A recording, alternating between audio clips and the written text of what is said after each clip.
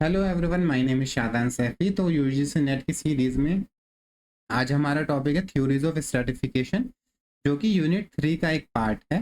ठीक है, एक इम्पोर्टेंट टॉपिक है, इसके बारे में हम देखते हैं। सबसे पहले कुछ व्यूज हम देख लेते हैं।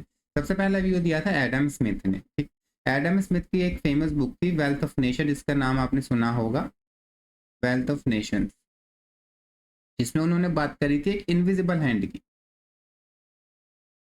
इनविजिबल हैंड मतलब ये कहना चाहते थे कि जो मार्केट होती है ना, मार्केट वो खुद को सेल्फ रेगुलेट कर सकती है, उसको ज़रूरत नहीं है मार्केट की कोई पॉलिटिकल इंटरफेरेंस की, ठीक है, या फिर कोई मॉरल इंटरफेरेंस की भी।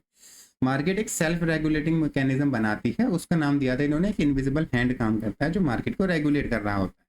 और इसीलिए इन्होंने मार्केट सिस्टम को इन्होंने जस्टिफाई किया था। जहां भी आपको एडम स्मिथ का नाम आए तो समझ लो मार्केट की बात हो रही है।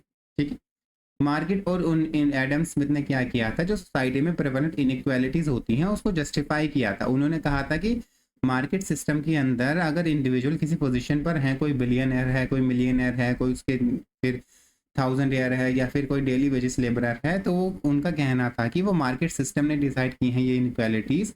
और वो जो लोग उन पोजिशन पर हैं वो उनकी अपनी कैपेबिलिटीज की वजह से हैं।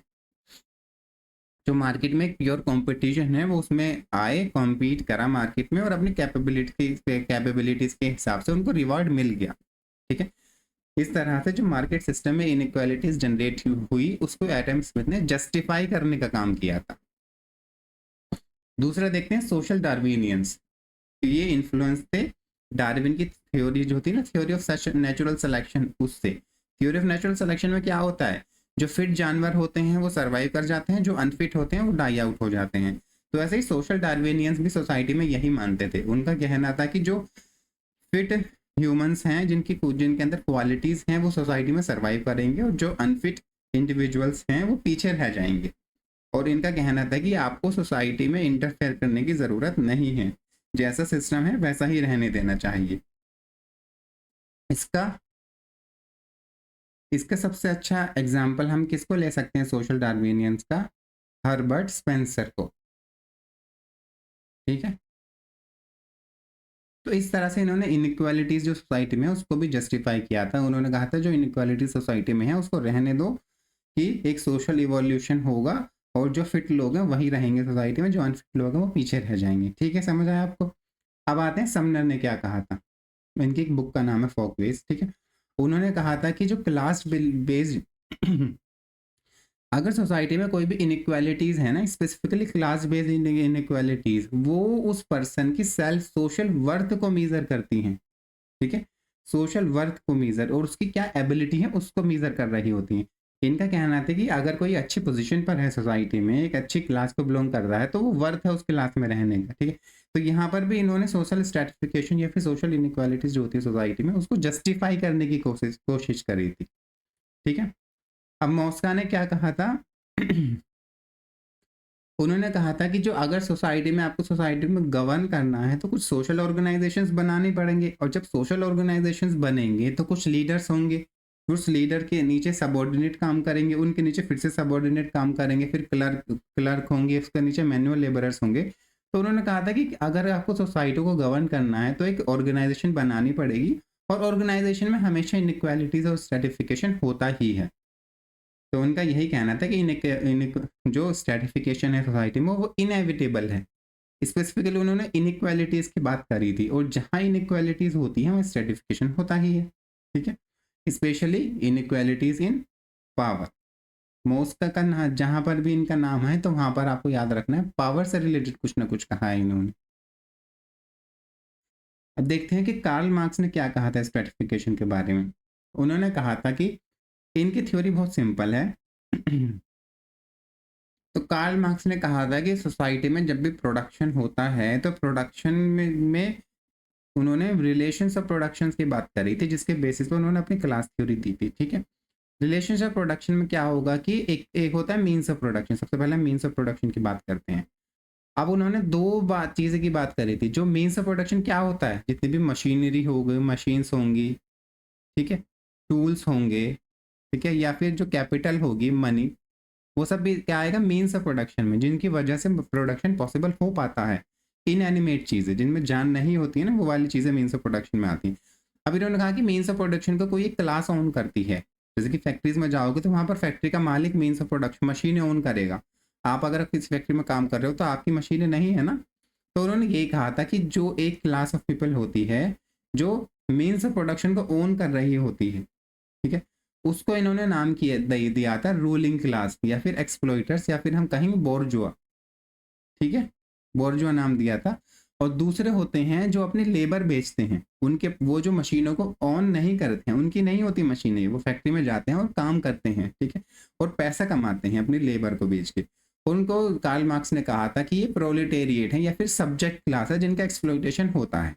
और कहने लगे कि जो बोर्जुआ है या फिर बोर्जुआजी है वो प्रोलेटेरिएट का एक्सप्लॉइटेशन करते हैं। इस तरह से एक स्ट्रेटिफिकेशन डेवलप हो जाता है सोसाइटी में। ठीक है, तो दो क्लास डेवलप हो जाती हैं सोसाइटी में। एक होते हैं बोर्जुआजी,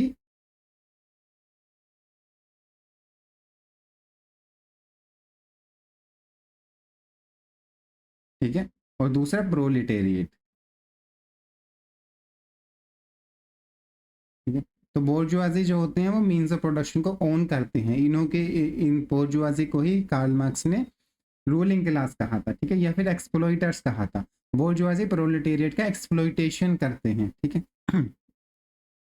कि वो जो सरप्लस लेबर होती है ना, वो बोर्जुआजी के कंट्रोल में होती है कि अगर एक प्रोडक्ट को बनाने में अगर मान लो 100 रुपीज़ लगते हैं, ठीक है, 100 रुपीज़ लगते हैं एक प्रोडक्ट को बनाने में, और उसमें जो लेबर कॉस्ट आती है उस प्रोडक्ट को बनाने में वो मान लो 20 रुपीज़ की आती है, तो बोर्जुआसी उसको कितने का बेचते थे, 500 रुपीज़ का।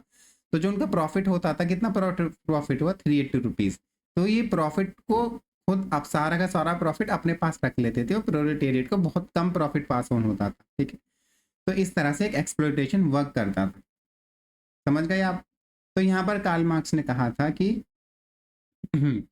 कि जो प्रोलेटेरिएट होते हैं ना, या वर्किंग क्लास जिनको हम कहते हैं, प्रोलेटेरिएट कहते हैं या वर्किंग क्लास भी कह सकते हैं इनको, उनको अपनी क्लास की कॉन्शियसनेस नहीं होती है। वो क्लास इन इटसेल्फ होते हैं, सिर्फ वो पैसिव क्लास इन इटसेल्फ होती है। मतलब वो उनको पता नहीं होता कि हम लोगों का सिमिलर एक्सप्लॉइटेशन हो रहा है और हम लोग एक ही कैटेगरी को बिलोंग करते हैं, हम लोग सेम हैं, सिमिलर हैं, आइडेंटिकल हैं, इसकी उनको समझ नहीं होती है। तो वो क्या होते हैं, क्लास इन इटसेल्फ, ठीक है। उसके बाद क्या होता है कि उनके अंदर क्लास कॉन्शियसनेस डेवलप हो जाती है। कॉन्शियसनेस मतलब समझबूझ डेवलप हो जाती है। वो पहचान चाहते हैं कि हमारा एक्सप्लॉइटेशन हो रहा है और हम सब लोग एक हैं, एक ही क्लास को बिलोंग करते हैं। तो अब वो किस में कन्वर्ट हो जाते हैं, क्लास फॉर इटसेल्फ में। जब वो क्लास फॉर इटसेल्फ में कन्वर्ट हो जाते हैं, प्रोलेटेरिएट या फिर वर्किंग क्लास, उसकी वजह से वो क्या करते हैं, रिवॉल्यूशन लाते हैं। और रिवॉल्यूशन से जो प्राइवेट प्रॉपर्टी है वो अबॉलिश हो जाएगी और क्लासलेस सोसाइटी वजूद में आ जाएगी। ये इनके फ्यूचर प्रोडिक्शन प्रिडिक्शन थे कार्ल मार्क्स के, ठीक है। समझेगा आगे आपको, सिंपल सी बात है। और सबसे इंपॉर्टेंट चीज थी इनकी कि history of all societies is the history of class struggle. ये मैं वर्बेटम इसलिए पढ़ रहा हूँ क्योंकि ये बहुत इंपॉर्टेंट लाइन है जो आपको बहुत सारी जगह देखने को मिलेगी, ठीक है। इन्होंने कहा था कि इंसान के पूरे इतिहास में हमेशा आप लोगों को क्लास स्ट्रगल देखने को मिल जाएगी, ठीक है। जैसे कि एंशियंट या फ्यूडल या कैपिटलिस्ट, उसकी इन सारे जो अपने जो एरा गुजरे हैं हमारे, वहां पर सब में क्या होता था, क्लास स्ट्रगल होती थी। एंशियंट में जो था क्लास स्ट्रगल किस किस के बीच में थी, कि स्लेव्स थे और स्लेव ओनर्स थे, उनके बीच में क्लास स्ट्रगल होती थी। फ्यूडल में किसके बीच में होती थी, फ्यूडल में एक सर्फ थे, ठीक है, जो लोअर लेवल के फार्मर्स होते थे, उसके ऊपर फ्यूडल लॉर्ड होते थे, उनके बीच में क्लास क्लास स्ट्रगल होती थी। कैपिटलिस्ट में कौन कौन से होते हैं, प्रोलेटेरिएट और बोर्जुआजी, ठीक है। तो यहाँ पर स्ट्रेटिफिकेशन में यही बात याद रखनी है कि दो क्लासेस में सोसाइटी डिवाइड हो जाती है, बोर्जुआजी और प्रोलेटेरिएट। बोर्जुआजी जो होते हैं वो मीन्स ऑफ प्रोडक्शन मशीनरी को ओन करते हैं, प्रोलेटेरिएट उसको ऑन नहीं करते हैं, वो अपनी लेबर बेचते हैं। इस तरह से बोर्जुआजी प्रोलेटेरिएट को एक्सप्लॉइट करते हैं और सरप्लस कमाते हैं। प्रोलेटेरिएट बाद में क्लास फॉर इटसेल्फ में कन्वर्ट हो जाते हैं, क्लास इन इटसेल्फ से, और उनके अंदर क्लास कॉन्शियसनेस आ जाती है, वो रिवोल्ट करते हैं और अल्टीमेटली एक प्राइवेट प्रॉपर्टी को खत्म करके क्लासलेस सोसाइटी बना देते हैं, जिसको कहते हैं कम्युनिज्म, ठीक है। अब देखो मार्क्स के जो हमने मार्क्स के व्यूज पढ़े थे, कुछ क्रिटिसिज्म भी हैं। कार्ल मार्क्स के क्या क्या क्रिटिसिज्म है? सबसे पहली चीज़ कि उन्होंने क्लास को बहुत ज़्यादा इंपॉर्टेंट दे दी थी स्ट्रेटिफिकेशन को डिस्कस करने में। उन्होंने बाकी चीज़ें जो होती है ना जिनकी वजह से सोसाइटी में स्ट्रेटिफिकेशन होता है या फिर कॉन्फ्लिक्ट डेवलप हो सकता है, उसको इग्नोर कर दिया था। जैसे कि तुम देखते हो सोसाइटी में लोग, जो लोगों के बीच में होता है वो नेशनलिज्म की वजह से दो कंट्रीज आपस में लड़ रही होती हैं, ठीक है, या फिर कुछ उनके कुछ कॉमन सोशल इंटरेस्ट होते हैं, उसके हिसाब से भी लोग जो है ना आपस में compete करते हैं एक दूसरे के साथ। सिर्फ क्लास के बेसिस पे कंपटीशन नहीं होता है, जैसे कि कह सकते हैं हम कास्ट के बेस पर भी कंपटीशन हो सकता है। डिफरेंट कास्ट एक दूसरे के साथ कंपटीशन में आती हैं, एक हायरार्की में अरेंज हो जाती हैं, ठीक है। तो ये सारे जो व्यूज थे ना, क्लास के अलावा भी जो स्ट्रेटिफिकेशन या क्लास कॉन्फ्लिक्ट की चीज़ें थी, उसको कार्ल मार्क्स ने इग्नोर कर दिया था या फिर कहा था कि ये अनइम्पोर्टेंट चीज़ें हैं, ठीक है। अब दूसरी चीज़ कि जो वर्किंग क्लास या प्रोलेटेरिएट हैं, वो आजकल क्या है तुम देखोगे, वो ठीक ठाक, जो वेस्टर्न डेवलप्ड कंट्रीज है उनकी बात हो रही है यहाँ पर, वो ठीक ठाक पैसा कमाते हैं, उनके पास एक जॉब सिक्योरिटी होती है, एक सोशल वेलफेयर होता है, उनका लिविंग स्टैंडर्ड अच्छा हो जाता है। तो एक तरह से वो फील नहीं कर पाते, वो ये समझ ही नहीं, उनके अंदर वो जो क्लास कॉन्शियसनेस वाली फीलिंग होती है ना, या फिर एलियनेशन वाली फीलिंग, वो डेवलप नहीं हो पाती, ठीक है। वो अपने आप को सिस्टम से एलियनेट नहीं करते हैं, यानी कि वो अपने आप वो सिस्टम में रह के खुश रहते हैं और अपनी जो उनकी क्रिएटिविटी है वो भी पूरी हो रही होती है सिस्टम से। तो एलियनेशन जो है ना वो कम हो जाता है modern societies, modern western capitalist societies में। तो ये एक और क्रिटिसिज्म था। तो यहाँ पर हम एलियनेशन के कॉन्सेप्ट को ज़्यादा डीप में नहीं पढ़ेंगे, सिर्फ इतना समझ लेते हैं कि एलियनेशन में क्या होता है, इंसान अपनी क्रिएटिव एबिलिटी से दूर हो जाता है, तो वो एक मशीन बनकर रह जाता है जिसके कंट्रोल में कुछ नहीं होता। तो यहाँ पर क्या है कि एलियनेशन कम हो गया, मतलब इंसान जो अपनी वो क्रिएटिव एबिलिटी को भी पूरा कर पा रहा होता है। तीसरा क्या क्रिटिसिज्म था इनका कि जो आजकल सोसाइटी है ना वहाँ पर सोशल मोबिलिटी आ गई है, ठीक है, यानी कि अगर कोई वर्किंग क्लास को बिलोंग करता है तो वो उसके पास चांसेस हैं कि उस वर्किंग क्लास से ऊपर बोर्जुआजी क्लास में भी मूव कर सके, ठीक है। या फिर कह सकते हैं दूसरी बात कि वर्किंग क्लास जो है ना वो सिर्फ एक क्लास बनकर नहीं रह गई है।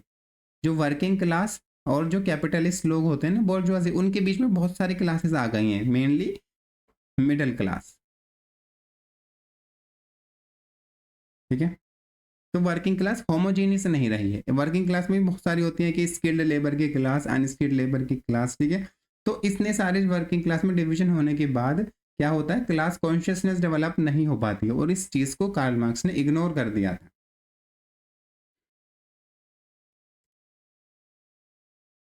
अब वेबर के व्यूज को देख लेते हैं सोशल स्ट्रेटिफिकेशन में। उन्होंने कहा था कि जो सोशल स्ट्रेटिफिकेशन है वो मल्टी डायमेंशनल है, यानी कि आपको सिर्फ और सिर्फ क्लास का एस्पेक्ट ही नहीं देखना है जो ज़्यादातर लोग देखते हैं, जब बल्कि आपको स्टेटस और पावर का एस्पेक्ट भी देखना है।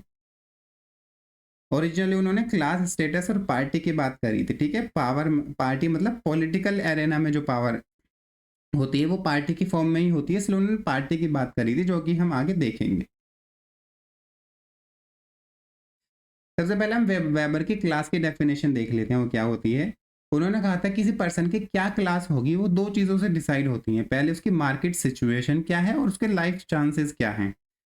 मार्केट सिचुएशन का पता चल गया होगा आपको क्या होता है कि मार्केट में उनकी इकोनॉमिक सिचुएशन क्या है, ठीक है, वो कितना पैसा कमा पा रहे हैं, ठीक है। अब जितना वो अर्न करेंगे ना उसके हिसाब से ही उनके लाइफ चांसेस डिसाइड होंगे, ठीक है। जो अगर मान लो कि कोई एक लेबर क्लास है, लेबर क्लास मान लो कि हमने देख कह रहे हैं कि वो 10,000 पर मंथ कमाता है, तो जितने भी 10,000 से पर मंथ के नीचे कमा रहे होंगे ना उन सबके लाइफ चांसेस सिमिलर होंगे। वो सब जो है वो सरकारी स्कूल में ही उनके बच्चे पढ़ा करेंगे, ठीक है, सरकारी अस्पताल में जाएंगे, वो जो है वो बहुत सारी जो चीज़ें होती हैं जैसे कि फ्रिज या वॉशिंग मशीन उसको अफोर्ड नहीं कर सकेंगे, तो इन सबके लाइफ चांसेस सेम होंगे, ठीक है। तो दो तरीके से देख सकते हैं, अगर किसी के एक ग्रुप ऑफ पीपल के लाइफ चांसेस सेम है तो वो सेम क्लास बना रहे होते हैं, और लाइफ चांसेस किस पर डिपेंड करता है, मार्केट सिचुएशन पर, ठीक है, जो कि एक इकोनॉमिक फैक्टर है। अब वेबर ने चार क्लासेस बताई थी, ठीक है, ये हम देख लेते हैं। अपर क्लास होती है, प्रॉपर्टीड अपर क्लास कह सकते हैं जिनके पास प्रॉपर्टी होती है, ठीक है। दूसरा होता है वाइट कॉलर वर्कर्स, जो स्किल्ड वर्कर्स होते हैं ना, डॉक्टर्स हो गए या फिर साइंटिस्ट हो गए, ये सब क्या होता है, वाइट कॉलर वर्कर्स होते हैं। पेटी बोर्जुआजी, जो बोर्जुआ हो एकदम अपर क्लास वाले बर्जुआ हो गए जो जिनकी बड़ी बड़ी फैक्ट्रीज होती हैं, जो बिलियनर्स होते हैं। पेटी बर्जुआजीज होते हैं जो अपना छोटा सा बिजनेस करके बैठ जाते हैं, ठीक है, जैसे किसी ने कपड़े की दुकान खोल ली या फिर किराने की दुकान हो गई, वो पेटी बर्जुआजी होते हैं। और मैनुअल वर्कर्स होते हैं जो अपनी लेबर को सेल करते हैं, वर्क करते हैं मार्केट में, ठीक। तो वेबर ने 4 क्लासेस के बारे में हमें बताया था। दूसरी चीज आती है स्टेटस की। स्टेटस होता है कि स्टेटस से वेबर का मतलब था ऑनर, प्रेस्टीज, जो भी, या फिर सोशल एस्टिमेशन ऑफ ऑनर को उन्होंने स्टेटस का नाम दिया था, ठीक है। अगर किसी पर्सन की सोसाइटी में ज्यादा इज्जत है, उसको ज्यादा प्रेस्टीज है, उसको ज्यादा ऑनर की नजरों से देखा जाता है, या उसकी एक लाइफस्टाइल ऐसी है जो उसको डिफरेंशिएट करती है बाकी लोगों से, तो मतलब उसका एक स्पेसिफिक स्टेटस है। और उसका स्टेटस उसी का ही नहीं है, उसके ग्रुप का होता है, ठीक है। यहाँ पर इंडिविजुअल की बात नहीं हो रही है, यहाँ पर ग्रुप्स की बात हो रही है। जैसे कि यहाँ पर लिखा है कि स्टेटस ग्रुप्स, ठीक है। स्टेटस ग्रुप्स ऐसी कम्युनिटीज होती हैं जिनके जिनके सारे मेंबर्स एक सेम सोशल एस्टीम, ठीक है, शेयर करते हैं, ठीक है। सोशल, उन सबका जो एक प्रेस्टीज होता है सोसाइटी में, उनका सबका जो कि लाइफस्टाइल होता है वो सेम होता है। अब वेबर ने कहा था कि जो स्टेटस है ना, वो वेल्थ से अलग भी एग्जिस्ट कर सकता है। जैसे कि कास्ट सिस्टम में, हायर कास्ट का क्या होता है, एक हायर स्टेटस होता है। अब चाहे उनकी एक हायर क्लास हो या ना हो, ठीक है, तो यहाँ पर स्टेटस एग्जिस्ट किया इंडिपेंडेंटली ऑफ द वेल्थ। ये कास्ट वाला एग्जांपल आपको समझ आया ना? सॉरी गाइस, हमारे यहाँ लाइट चली गई थी। तो हम कहाँ थे? हम पढ़ रहे थे कि जिस स्टेटस ग्रुप स्टेटस में एग्जिस्ट इंडिपेंडेंट ऑफ वेल्थ, यानी कि जो स्टेटस है वो क्लास से अलग भी एग्जिस्ट कर सकता है। ऐसा नहीं है कि हाई स्टेटस होगा तो हाई क्लास होगी और लो स्टेटस होगा तो लो क्लास होगी, ऐसा नहीं है। जबकि ऐसा भी हो सकता है कि स्टेटस हाई हो मगर क्लास हाई ना हो, जैसे कि कास्ट सिस्टम में होता है। कास्ट सिस्टम में मान लो कि 2 कास्ट हैं, ए कास्ट और बी कास्ट, ठीक है। ए कास्ट का स्टेटस हाई है, स्टेटस जो है वो ए कास्ट का हाई है, मगर हो सकता है कि जो क्लास है, यानी कि जो इकोनॉमिक वेल्थ है, वो ए के पास कम हो बी से, ऐसा हो सकता है, ठीक है। अब तीसरी चीज जो वेबर ने कही थी वो थी पार्टीज, या फिर पावर भी कह सकते हैं, ठीक है। तो पार्टीज ऐसे उन ग्रुप्स को कहते हैं जो इलेक्शन में compete करते हैं, या फिर इलेक्शन में ना भी compete करें, ऐसे ग्रुप्स होते हैं जो पावर के लिए compete कर रहे होते हैं और ऑर्गेनाइज होते हैं, ठीक। उनको पावर चाहिए। पार्टीज ऐसे ग्रुप्स होते हैं जिनको पावर हासिल करनी होती है, ठीक है, समझ गए आपको आप? अब वो इलेक्शन में पार्टीज हो या फिर कोई और तरह की ऑर्गेनाइजेशन हो, ठीक है। अब देखो, जो पार्टीज होती हैं, पार्टीज वो किसी के क्लास इंटरेस्ट भी रिप्रेजेंट कर सकती हैं, कि किसी अपर क्लास के लोगों ने मिलकर एक पार्टी बना ली ताकि वो पावर हासिल कर सके, ठीक है। स्टेटस इंटरेस्ट भी शो कर सकती हैं कि एक अपर कास्ट के लोगों ने मिलकर एक पार्टी बना ली है ताकि उनको पावर मिले, या फिर उनको इनके इंडिपेंडेंट भी हो सकता है कि लोअर क्लास के लोग जो हैं उन्होंने पार्टी बनाई है, ठीक है, या फिर लोअर स्टेटस ग्रुप के लोगों ने पार्टी बनाई है, ठीक। तो वेबर ने इन तीनों को अलग अलग तरह से देखा था। क्लास अलग है, ठीक है, स्टेटस अलग है, और पार्टी अलग है, ठीक है, जिसको पावर भी कह सकते हैं, मगर वेबर ने यूज किया था टर्म पार्टी यूज किया था। समझ गए आप? अब पार्टीज जो मैंने बताया था, पहले ही बता दिया था ये पॉइंट, तो कि आप इलेक्शन की पार्टीज की भी बात हो सकती है या फिर कोई और सोशल ग्रुप की भी बात हो सकती है यहाँ पर पार्टीज से, ठीक है। अब आते हैं functionalist theory of social stratification पर।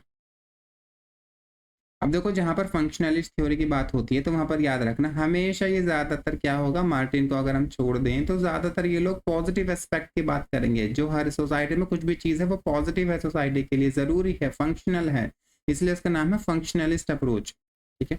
जैसे कि इन्होंने सोशल स्ट्रेटिफिकेशन को भी कहा था कि स्ट्रेटिफिकेशन सोसाइटी में नेसेसरी है, ठीक है, ज़रूरी है, और वो फंक्शनल है, कुछ ना कुछ फंक्शन परफॉर्म करता है स्ट्रेटिफिकेशन, ठीक है। और तीसरी बात क्या कही इन्होंने, स्ट्रेटिफिकेशन यूनिवर्सल है, सारी सोसाइटीज में आपको स्ट्रेटिफिकेशन देखने को मिलेगा, ठीक है। तो 3 चीज हो गई, नेसेसरी, फंक्शनल और यूनिवर्सल। अब देखो इन्होंने इसको कैसे जस्टिफाई किया कि ये जो स्ट्रेटिफिकेशन है वो फंक्शनल होता है। उन्होंने कहा कि सारे ये कुछ जो पोजीशंस होती हैं सोसाइटी में, ठीक है, वो पोजीशंस फंक्शनली मोर इम्पोर्टेंट होती हैं, यानी कि कुछ पोजीशन सोसाइटी में ज़्यादा ज़रूरी होती हैं, ठीक है। और जो इन पोजीशंस को ऑक्यूपाई करके जो जो लोग हैं उन पोजीशन को जो ऑक्यूपाई करते हैं वो एक इम्पोर्टेंट फंक्शंस प्ले कर रहे होते हैं, वो एक इम्पोर्टेंट रोल प्ले कर रहे होते हैं, इसलिए उन लोगों की रैंक जो है वो हायर होती है और उनको रिवार्ड भी ज़्यादा दिया जाता है। समझ गए? कुछ पोजीशन ज़्यादा ज़रूरी होती हैं सोसाइटी में, फंक्शनली मोर इम्पोर्टेंट, और उनको जो ऑक्यूपाई करते हैं उन पोजीशन को लोग, वो एक एक इम्पोर्टेंट पर मतलब एक ज़रूरी काम कर रहे होते हैं, ठीक है। इसलिए उनको एक हायर रैंक दी जाती है लोगों को, और उस हायर रैंक में हायर रिवार्ड भी होता है। ये समझ गए आप? अब देखो इंटीग्रेशन जो, या अब दूसरा पॉइंट इनका होता है कि इंटीग्रेशन। अब ये तो समझ गए आप सोशल स्ट्रेटिफिकेशन को उन्होंने कैसे जस्टिफाई किया कि स्ट्रेटिफिकेशन में देखो स्टेटा होते हैं ना, एक लोअर स्टेटा, अपर स्टेटा, उसके अपर स्टेटा, उसके अपर स्टेटा। वो कह रहे हैं जितने तुम अपर स्टेटा पर चलते चले जाओगे वो उतनी पोजीशन ज़्यादा फंक्शनल हो जाएंगी, और उन फंक्शनल पोजीशन होने की वजह से उनको हायर रैंक मिली है और हायर रिवार्ड होता है उनसे जुड़ा हुआ, जो लोग बाई करेंगे उनको ज़्यादा रिवार्ड दिया जाएगा। इस तरह से उन्होंने सोशल स्ट्रेटिफिकेशन को जस्टिफाई किया, और उन्होंने कहा कि सोशल स्ट्रेटिफिकेशन में जो हायरार्की बनती है वो एसेंशियल होती है सोसाइटी में स्टेबिलिटी के लिए, उससे सोसाइटी में एक इंटीग्रेशन आता है, ठीक है। अब इंटीग्रेशन का मतलब ये नहीं कि इक्वालिटी आ जाएगी, क्योंकि ऑब्वियसली हायरार्की है सोसाइटी में तो इक्वालिटी तो हो ही नहीं सकती, मगर उनका कहना था कि स्ट्रेटिफिकेशन की वजह से जो हायरार्की बनती है उसकी वजह से सोसाइटी में स्टेबिलिटी आती है, ठीक है। हमेशा याद रखना फंक्शनलिस्ट थ्योरी में फंक्शन के साथ साथ स्टेबिलिटी और ऑर्डर की बात भी होती है। तो ये अगर कोई भी पॉइंट ऑफ व्यू तुम्हें फंक्शन का है कि किसी भी एग्जाम, कहीं भी थ्योरी का एग्जाम हो, तुम्हारा पूछा जाए कि फंक्शनलिस्ट ने इस चीज़ के बारे में क्या कहा था, हमेशा उसका एक पॉजिटिव एस्पेक्ट रख देना, उसकी फंक्शनल नेसेसिटी बता देना, और उसकी स्टेबिलिटी और ऑर्डर के बारे में बता देना कि सोसाइटी में कैसे वो स्टेबिलिटी और ऑर्डर को प्रमोट करती है चीज़। बस फंक्शनलिस्ट भी हो जाएगा आपका पूरा। अब यहाँ पर आते हैं डायलैक्टिक पर्सपेक्टिव। डायलैक्टिक पर्सपेक्टिव सिर्फ बिल्कुल सेम है जो हमने मार्क्सिस्ट पर्सपेक्टिव पढ़ा था, वो सेम डायलैक्टिक पर्सपेक्टिव होता है कि सोसाइटी दो पोलर अपोजिट क्लासेस में डिवाइड हो जाती है अल्टीमेटली। पहले होते हैं बोर्जुआजी, ठीक है, दूसरे होते हैं प्रोलेटेरिएट। बोर्जुआजी जो होते हैं वो मीन्स ऑफ प्रोडक्शन यानी कि मशीनरी को ओन करते हैं, फैक्ट्री मशीनरी प्रॉपर्टी उनको ओन कर रहे होते हैं। प्रोलेटेरिएट वेज अर्नर होते हैं, ठीक है। ये पोलर अपोजिट होते हैं और कॉन्फ्लिक्ट में होते हैं। बोर्जुआजी प्रोलेटेरिएट को एक्सप्लॉइट करते हैं उनसे, और उनसे सरप्लस वैल्यू हासिल करके अपनी बना लेते हैं, ठीक है। और एक तरह से बोर्जुआजी के प्रोलेटेरिएट के ऊपर डोमिनेशन होता है, पावर डोमिनेशन, ठीक है, डोमिनेट करते हैं वो। और जो प्रोलेटेरिएट होते हैं वो सबऑर्डिनेशन पोजीशन में होते हैं, वो डिपेंड होते हैं बोर्जुआजी पे अपने पैसा कमाने के लिए, ठीक है। अब उन्होंने कहा था इन दोनों के पीछे जो क्लास स्ट्रगल होता है, फिर क्लास कॉन्शियसनेस आ जाती है प्रोलेटेरिएट में, ठीक है, और वो क्लास फॉर इटसेल्फ हो जाते हैं, फिर एक रिवॉल्यूशन आता है और क्लासलेस सोसाइटी बन जाती है, जिसको हम कहते हैं कम्युनिज्म, जिसमें कोई भी सर्टिफिकेशन नहीं होगा और ना ही कोई क्लासेस होंगी। अब यहाँ पर एक इंपॉर्टेंट चीज़ ये भी देखने को मिलती है डायलैक्टिक चीज़ में कि क्लास जो होती है वो जस्ट इकोनॉमिक चीज़ नहीं होती है, ठीक है, वो एक कॉन्क्रीट रियलिटी होती है। जो क्लास जो है वो हमारी सारी रिलेशनशिप को अफेक्ट करते हैं। जैसे कि फॉर एग्जांपल अगर कोई हाई अपर क्लास को बिलोंग करता है तो बहुत ज़्यादा चांसेस हैं कि उसके पास एक पॉलिटिकल पावर भी हो, ठीक है, और उसका जो कल्चर है लोग उसको उसको उसको नकल कर रहे हों और उसको फॉलो कर रहे हों, ठीक है। और ठीक समझ गए आप? या फिर हम कह सकते हैं कि जो गवर्नमेंट होगी वो भी जो जो बोर्जुआजी क्लास होगी उसके इंटरेस्ट के अकॉर्डिंग ही अपने लॉज बना रही होगी, ठीक है। तो यहाँ पर ये कहती है कि जो क्लास होती है उसका जो इफेक्ट होता है वो इकोनॉमिक ही नहीं होता, वो हर सोसाइटी का हर एक एरेना को अफेक्ट कर रही होती है, चाहे पॉलिटिकल हो, कल्चरल हो या फिर रिलीजियस एरेना हो, ठीक है।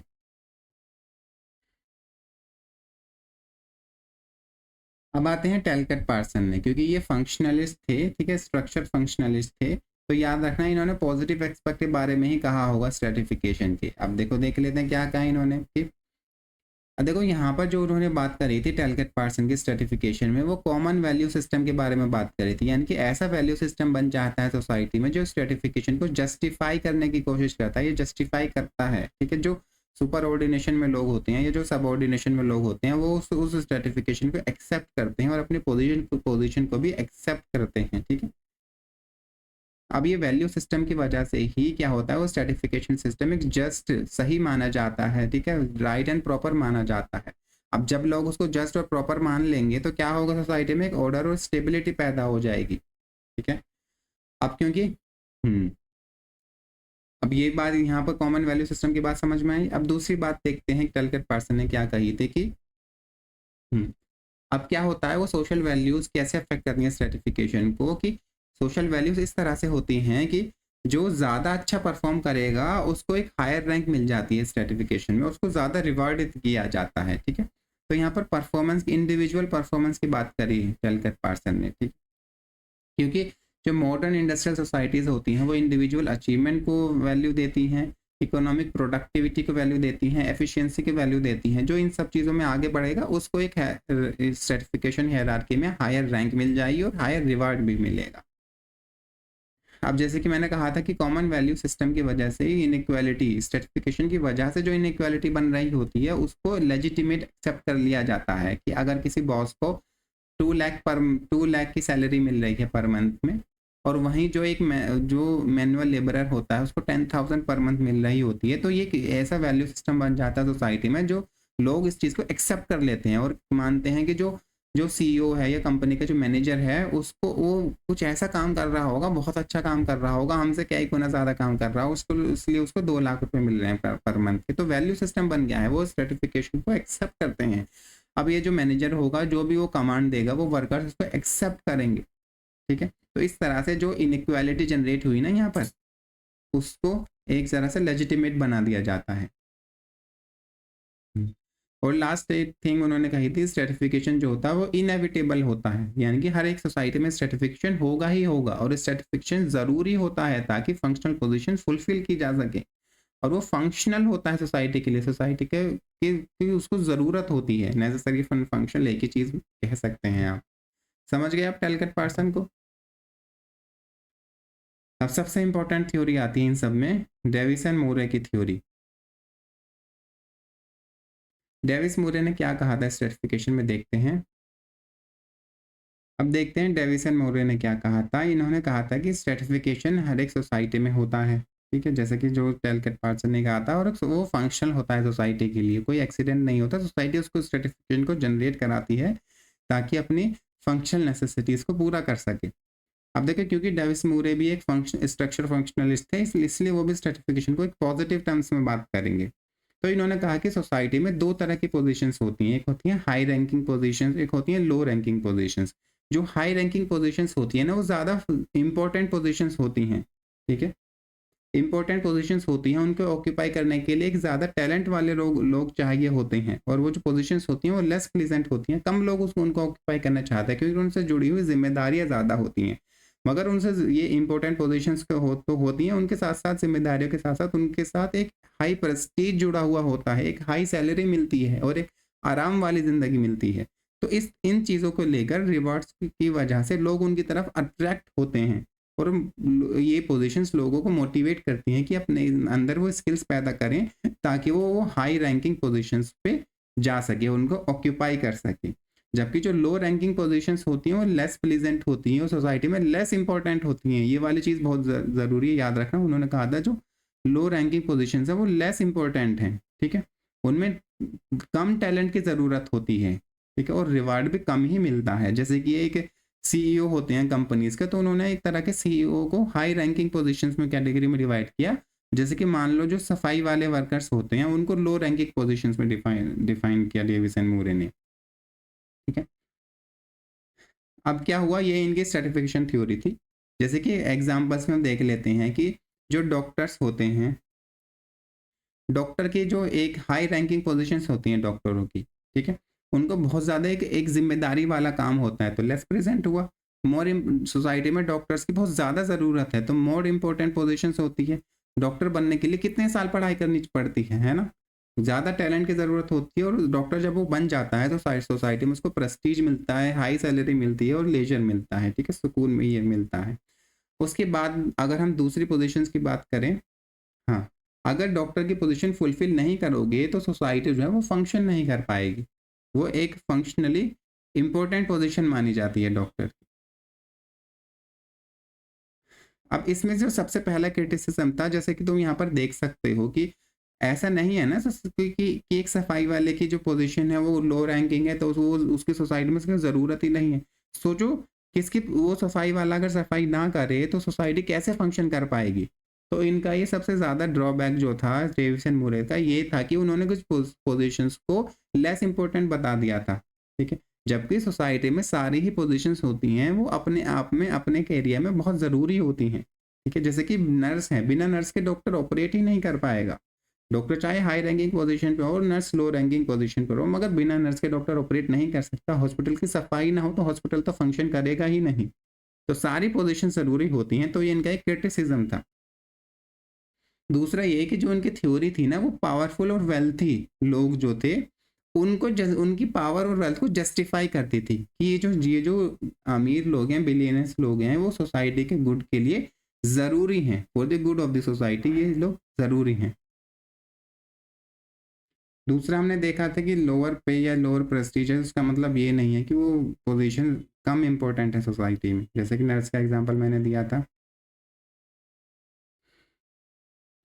तीसरी क्रिटिसिज्म का ये था कि बहुत सारे लोग ना चाहते हैं कि उन हाई पोजीशंस को हासिल करना, कि बहुत सारे लोग डॉक्टर्स बनना चाहते हैं, मगर सोसाइटी में जो कॉलेजेस में सीट्स हैं वो लिमिटेड हैं। अब सब लोग डॉक्टर्स नहीं बन सकते, तो क्या हुआ कि डॉक्टर्स के जो नंबर हैं वो स्मॉल अमाउंट में ही रखे जाते हैं जानबूझकर, ताकि जो डॉक्टर का एक डॉक्टर की पोजीशन से जो जुड़ी हुई प्रेस्टीज है या फिर उसके उससे जुड़ी हुई जो वेल्थ है वो उसको प्रोटेक्ट कर सकें लोग जो पावर में है, ठीक है, समझ गए? अब देखो ये जो इन्होंने कहा था, हमने पीछे पॉइंट पढ़ा था ना ये कि हाई रैंकिंग पोजीशंस की में ग्रेट रिवार्ड की वजह से लोग मोटिवेट होते हैं उनको ऑक्यूपाई करने के लिए। इसमें एक क्रिटिज्म ये भी हो सकता है कि तुमने देखा होगा बहुत सारे लोग जो हैं वो जॉब सेटिस्फेक्शन से मोटिवेटेड होते हैं, ना कि उस जॉब से जुड़े हुए रिवार्ड के लिए, ठीक है? जैसे कि किसी को अगर मन है कि कम सैलरी में भी वो एक टीचर, मान लो कि कोई टीचर बनना चाहता है कि उसको पढ़ाने से सुकून मिलता है। अब टीचर बनने में उसकी सोसाइटी में सैलरी बहुत कम है, मान लो 10,000 या 15,000 रुपये महीना है, मगर फिर भी वो टीचर बनेगा दूसरी हाई पेइंग जॉब्स को छोड़ के, क्योंकि उसको जॉब सेटिस्फेक्शन चाहिए होती है।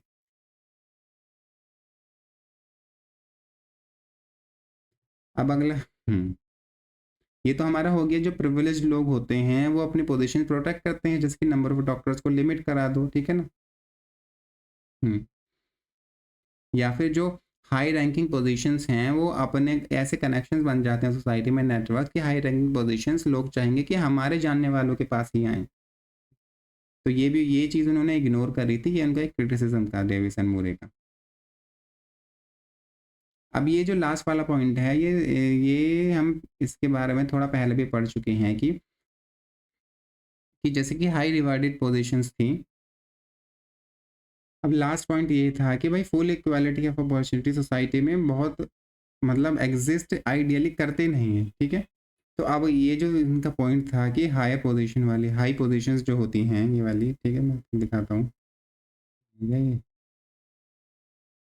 हम्म ये हाई रैंकिंग पोजीशंस जो हैं उनके साथ जुड़ा हुआ रिवार्ड है, ग्रेडेड रिवार्ड, जो लोगों को मोटिवेट करेगा, ये वैलिड ही नहीं है जब equality of opportunity ideally rarely exist करती है ज़्यादातर सोसाइटीज़ में। तो इनका ये वाला जो पॉइंट था वो भी इनवैलिड माना गया। अब ट्यूमेंस ने सोशल स्ट्रेटिफिकेशन के कुछ डिसफंक्शंस बताए थे। डिसफंक्शन मतलब उसके क्या नुकसान होते हैं सोसाइटी में, फंक्शंस के से उल्टा डिसफंक्शंस होता है, रिवर्स।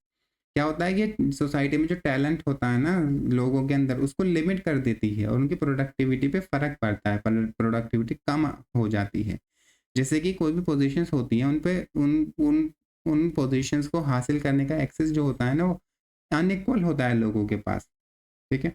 या फिर जैसे कि किसी के पास टैलेंट है डॉक्टर बनने का, मगर उसके पास रिसोर्सेज नहीं है, कि बहुत खर्चा आता है ना डॉक्टर बनने के लिए, तो उसका जो वो जो उसको उसको उस पोजीशन को हासिल ही नहीं कर पाएगा।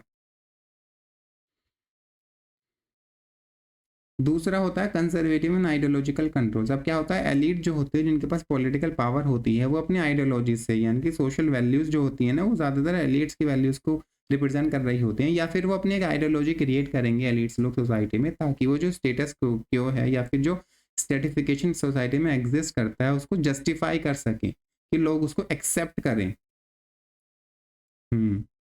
तो स्ट्रेटिफिकेशन एक तरह से एलिट्स क्लास जो होती है वो स्ट्रेटिफिकेशन का इस्तेमाल को कहती है कि ये जस्टिफाइबल है, ये एक तरह से नेचुरल है, लोगों को उसको एक्सेप्ट करवा देते हैं। समझ गए आप? और तीसरा है कि ये सोशल इंटीग्रेशन को डैमेज करता है। वो कैसे कि अब देखो किसी एक के पास स्ट्रेटिफिकेशन में जो लोअर रंग ऑफ पीपल होते हैं ना, जो लोअर स्टेटा के पीपल होते हैं, जो हायर स्टेटा के पीपल होते हैं, उनके बीच में जो बहुत फर्क होता है पावर का या रिसोर्सेज का या स्टेटस का, जिसकी वजह से जो लोअर लोअर स्टेटा वाले जो लोग होते हैं वो फुली एक्सेप्ट नहीं कर पाएंगे स्ट्रेटिफिकेशन को, चाहे वैल्यू कॉन्सेंसस कितना ही अच्छा क्यों ना हो, जिसकी वजह से सोसाइटी में एक फुल इंटीग्रेशन नहीं हो पाएगा। ठीक है।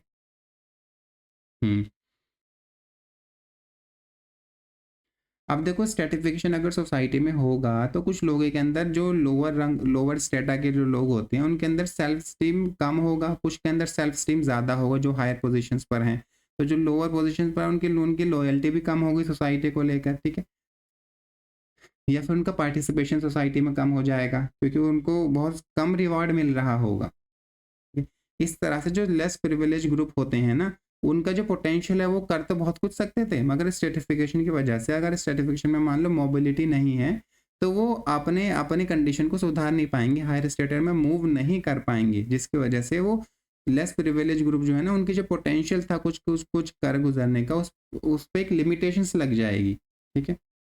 और जिसकी वजह से उनके अंदर एक एपैथी भी पैदा हो सकती है कि अरे हमारी तो हालत ऐसे ही रहनी है, हम क्या करें, मेहनत करके भी कुछ होता ही नहीं, मेहनत करके, ये वाली जो सोच है वो भी पैदा हो सकती है। समझ गए आप? अब आते हैं निकोलस लोहमैन ने अपनी एक सिस्टम थ्योरी दी थी जिसमें उन्होंने स्ट्रेटिफिकेशन के बारे में डिस्कस किया था। उन्होंने कहा था कि स्ट्रेटिफिकेशन को आप गुड या बैड की टर्म्स में ना देखो, जैसे कि फंक्शनलिस्ट स्ट्रेटिफिकेशन को गुड देखते थे और मार्क्सिस्ट स्ट्रेटिफिकेशन को बैड देते थे देखते थे, अच्छा बुरा ना देखो। उन्होंने कहा था कि स्ट्रेटिफिकेशन को एक तरह से देखो कि जैसे जैसे सोसाइटी का साइज बढ़ता है ना, लोगों की तादाद बढ़ती है, वैसे वैसे स्ट्रेटिफिकेशन खुद ब खुद जो एग्जिस्टेंस में आता जाता है, वजूद में आता जाता है। तो एक तरह से कि ये इवोल्यूशनरी आउटकम है। अगर सोसाइटी का साइज बढ़ेगा, उसकी कॉम्प्लेक्सिटी बढ़ेगी, तो फिर स्ट्रेटिफिकेशन होगा ही सोसाइटी में। क्यों? और वो क्यों होगा? क्योंकि स्ट्रेटिफिकेशन की वजह से सोसाइटी में कम्युनिकेशन इनेबल हो पाता है। ठीक है। लोग कम्युनिकेट कर पाते हैं एक दूसरे के साथ में। वो कैसे? जैसे कि सोसाइटी अगर बहुत लार्ज हो गई है तो उनके बीच में क्या होगा कि सारे लोग एक दूसरे के साथ फेस टू फेस कम्युनिकेशन नहीं कर पाएंगे। अब क्या करेंगे कि बहुत सारे लोग मिलकर अपना एक रिप्रेजेंटेटिव सेलेक्ट कर लेंगे। ठीक है। कि वो उनकी तरफ से कम्युनिकेट करेगा। या फिर कह सकते हैं कि ये जो है ना अनइक्वल सब सिस्टम, यानी कि जो लोग हैं वो आपस में एक तरह से सब ग्रुप्स में बढ़ जाएंगे और फिर वो जो ग्रुप्स हैं ना वो एक दूसरे के साथ कम्युनिकेट करा करेंगे। यानी कि उन्होंने यही कहा कि अब उन ग्रुप्स का कोई लीडर भी हो सकता है, जैसे मैंने आपको बताया था, जैसे कि कास्ट ग्रुप्स बढ़ जाते हैं और कास्ट एसोसिएशन बनती है, फिर कास्ट एसोसिएशन के लीडर डिसाइड करते हैं कि कम्युनिकेशन कैसे होगा दो कास्ट के बीच में। ठीक। या फिर कह सकते जो सब सिस्टम्स होते हैं उनके थ्रू ही कम्युनिकेशन होगा फिर सोसाइटी लोगों में, सोसाइटी में। और चौथी चीज उन्होंने कही थी कि पहले शुरुआत में क्या होगा, एक सेगमेंटल डिफरेंशिएशन होगा, यानी कि लोग जो सेगमेंट्स में डिवाइड होंगे, जो लोगों के ग्रुप्स बनेंगे वो सेगमेंट्स में होंगे, मतलब एक सेगमेंट का दूसरे सेगमेंट से कुछ लेना देना नहीं है। ठीक है। जैसे कि कास्ट सिस्टम में सेगमेंटल मतलब लेना देना तो है, मगर क्या होता है कि वो सेगमेंट्स में डिवाइडेड है ज़्यादा। अब मैं कैसे बताऊँ आपको, मतलब वो एक दूसरे के ऊपर पूरी तरह से डिपेंडेंट नहीं है। जैसे कि सेगमेंट्स होते हैं ना, किसी चीज़ को सेगमेंट में बांट देते हैं, उस तरह का है डिवीजन। उसके बाद जैसे जैसे सोसाइटी आगे बढ़ती है तो वो सेगमेंटल डिफरेंशिएशन या सेगमेंटल डिवीजन जो है वो फंक्शनल डिफरेंशिएशन में बदल जाता है, जैसे कि क्लास लाइक सिस्टम में। यहाँ पर क्या होता है कि लोग जो क्लासेस जो होती हैं एक दूसरे के ऊपर इंटरडिपेंडेंट हो जाती हैं। ठीक है। अब क्या होगा, जो स्टेटा होंगे स्ट्रेटिफिकेशन में, हर एक जैसे कि एक स्टेटा है, फिर दूसरा स्टेटा आएगा, फिर तीसरा स्टेटा आएगा। अब इस स्टेटम के अंदर भी बहुत सारे लोग होंगे या ग्रुप्स हो सकते हैं। उन ग्रुप के बीच में तो इक्वालिटी होगी, मगर एक स्टेटा और दूसरे स्टेटा के बीच में क्या होगा, इनइक्वालिटी होगी। ऑब्वियसली जो ऊपर स्टेटा होगा उसके पास प्रिविलेज और पावर और रिसोर्सेज ज़्यादा होंगी, तो यहाँ पर दो स्टेटा के बीच में इनइक्वालिटी हो जाएगी और सेम स्टेटा में जितने भी ग्रुप्स या लोग हैं उनके बीच में इक्वालिटी होगी, क्योंकि उनकी जो कंडीशन है वो एक जैसी होगी। अब यहाँ पर हमारे लास्ट थ्योरिस्ट हैं, ये गलत नाम लिखा हुआ है, ये जो यहाँ पर जो सिस्टम थ्योरी नहीं है, गेरहार्ड लेंस्की ने बात करी थी पावर एंड प्रिविलेज की, a theory of social stratification, ये है इसका हेडिंग। तो यहाँ पर उन्होंने फोकस किया था स्ट्रेटिफिकेशन में पावर और प्रिविलेज पे, वो हम आगे वाली स्लाइड में देखेंगे। सबसे पहले देखते हैं कि उन्होंने कहा था कि अगर किसी सोसाइटी में सरप्लस प्रोड्यूस हो रहा है ना, यानी कि जितने लोगों को ज़रूरत है उससे ज़्यादा लोग प्रोड्यूस कर रहे हैं, तो उसकी वजह से क्या होगा, सोसाइटी में एक इनइक्वालिटी पैदा हो जाएगी और स्ट्रेटिफिकेशन डेवलप हो जाएगा। ठीक है, समझ गए पहला। अब देखो उन्होंने कहा कि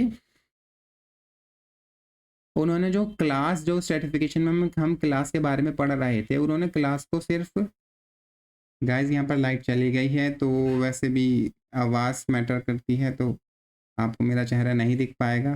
तो यहाँ पर लेंस्की ने कहा था जो क्लास होती है ना, वो जो सेम क्लास में लोग जो डिफाइन होते हैं वो सिर्फ और सिर्फ इकोनॉमिक टर्म्स में ही नहीं होंगे, बल्कि जो इनके पास अगर लोगों के पास सिमिलर पावर है तो वो सेम क्लास में क्लास को बिलोंग करते हैं, या फिर सिमिलर प्रिविलेज होगा तो फिर सेम क्लास को बिलोंग करेंगे, या फिर सिमिलर प्रेस्टीज यस होगा तो वो भी सेम क्लास को बिलोंग करेंगे।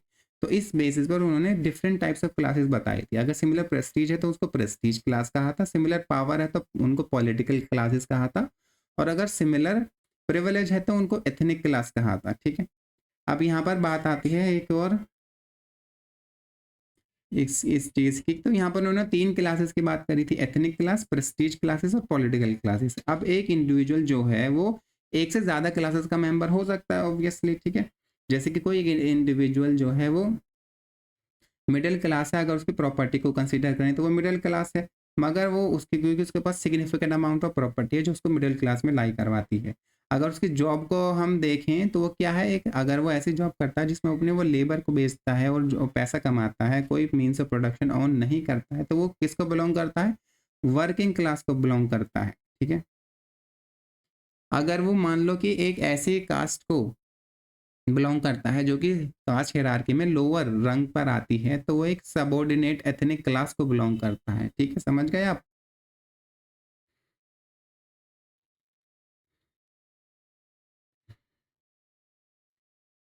अब देखो, अब जितने भी टेक्नोलॉजी के जो एडवांस सोसाइटीज होती है ना, वहां पर ज्यादातर एक जो इंडिविजुअल हो एक से ज्यादा क्लासेस को बिलोंग करता है। ठीक है, अब आते हैं कि यहाँ पर उनका जो मेन फोकस था वो था पावर एंड प्रिविलेज पर, पावर और प्रिविलेज उनके मेन फोकस में थे। तो उन्होंने जो कहा था कि हम्म कि distribution of reward in society is a function of the distribution of power, यानी कि जो पहले फंक्शन उन्होंने कहा था कि अगर किसी किसी को कितना रिवार्ड देना है वो उस रिवार्ड उस पोजीशन पर डिपेंड नहीं करता है, जैसे फंक्शनलिस्ट कह रहे थे, वो डिपेंड करता है पावर डिस्ट्रीब्यूशन पर। ठीक है, अगर किसी के पास ज़्यादा पावर है वो तो चाहेगा कि वो उसकी क्लास के पास या फिर उसकी पोजीशन जैसे लोगों के पास ज़्यादा रिवार्ड आए। ठीक है, समझ गए आप। अब उसके बाद उन्होंने ये भी चीज़ एक और चीज़ कही थी, वो क्या थी कि every stratified system has conflict potential, सारे स्ट्रेटिफिकेशन सिस्टम में कॉन्फ्लिक्ट हो सकता है। ठीक है, but class action is not inevitable, यानी कि अब ज़रूरी नहीं है कि कॉन्फ्लिक्ट हो सकता है तो कॉन्फ्लिक्ट हो ही जाए क्लासेस के बीच में, सिर्फ पॉसिबिलिटीज एग्जिस्ट करते हैं कि कॉन्फ्लिक्ट हो सकता है या नहीं भी हो सकता है। जैसे कि मार्क्स ने कहा था ना, कॉन्फ्लिक्ट इनएविटेबल है, यानी कि होगा ही कॉन्फ्लिक्ट बोर्जुआजी और प्रोलेटेरिएट के बीच में। तो इन्होंने कहा कि ऐसा ज़रूरी नहीं है। अब देखो, इन्होंने कहा कि कोई एक सिंगल क्लास हायरार्की नहीं होती है, बहुत बल्कि एक बहुत सारे क्लासेस सिस्टम होते हैं, यानी कि बहुत सारी एक तरह से क्लास हायरार्की सिर्फ एक ही नहीं होती है, बहुत सारी सोसाइटी में क्लास हायरार्की बनी हुई होती हैं। ऑब्वियसली उन्होंने क्लास को सिर्फ और सिर्फ इकोनॉमिक टर्म्स में डिफाइन नहीं किया है, उन्होंने जो था वो अपना प्रिविलेज और पावर प्रेस्टीज इन टर्म्स में डिफाइन किया था। तो इनके हिसाब से एक से ज़्यादा हायरार्की तो बन सकती है ना, एक पावर वाली हायरार्की बन सकती है, एक प्रिविलेज की हायरार्की या फिर प्रेस्टीज की हायरार्की बन सकती है, या फिर एक एक जो हायरार्की बन सकती है वो इकोनॉमिक टर्म्स में भी हायरार्की बन सकती है। तो मल्टीपल हायरार्कीज हो सकती हैं सोसाइटी में। तो जैसे वेबर ने कहा था ना कि कास्ट, उन्होंने क्लास स्टेटस और पार्टी के बारे में कहा था, तो इन्होंने लेंस्की ने भी सिमिलर कहा चीज़ कही थी कि सिर्फ और सिर्फ इकोनॉमिक टर्म्स में मत देखो क्लास को, वेबर ने तो जो स्टेटस और पावर उनको अलग कर दिया था क्लास के से, ठीक है, मगर लेंस्की ने क्लास के अंदर ही उन स्टेटस और पावर के डायमेंशन को मिला दिया और डिफरेंट क्लासेस बना दी, और डिफरेंट क्लास हायरार्कीज भी कहीं की सोसाइटी में एग्जिस्ट करती हैं। तो आज के लिए इतना ही। हमारे यहाँ लाइट चली गई है तो उसके लिए आपको परेशानी हुई होगी, कोई बात नहीं, ठीक है। आपको वीडियो पसंद आई हो तो लाइक करना और मुझे कमेंट में बताना कि क्या मैं इसमें इम्प्रूवमेंट कर सकता हूँ। Thank you.